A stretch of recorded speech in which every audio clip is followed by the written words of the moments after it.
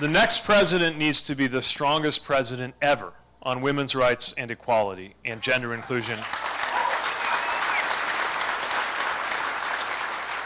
Especially if American women are going to take a chance on putting a man in again. And so step one, appoint justices who understand that freedom includes reproductive freedom.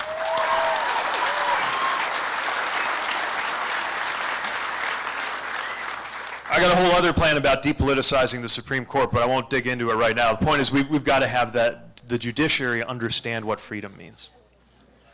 Another thing we've got to do is establish that states can't just take away these freedoms. And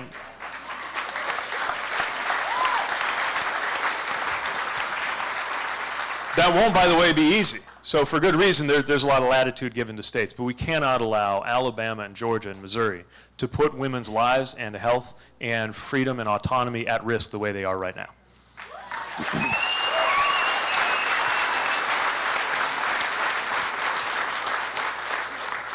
Third thing we got to do is get serious again about funding things like sex education and birth control that make it so fewer women are confronted with that choice to begin with.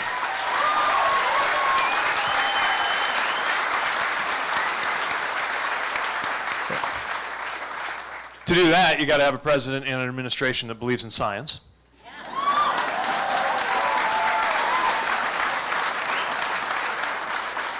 And you got to have senior leadership in the White House and in the agencies that is as gender balanced as this country is.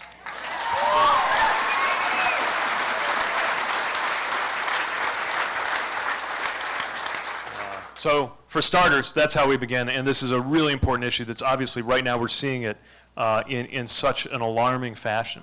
It's showing what the stakes are and why these elections matter. And we have to recognize that if we don't all stand up for each other, we don't know whose rights are going to be on the chopping block next.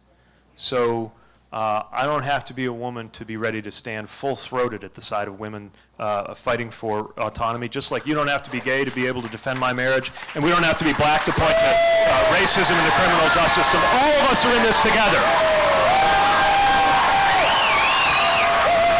Let's stay together, and let's get this done.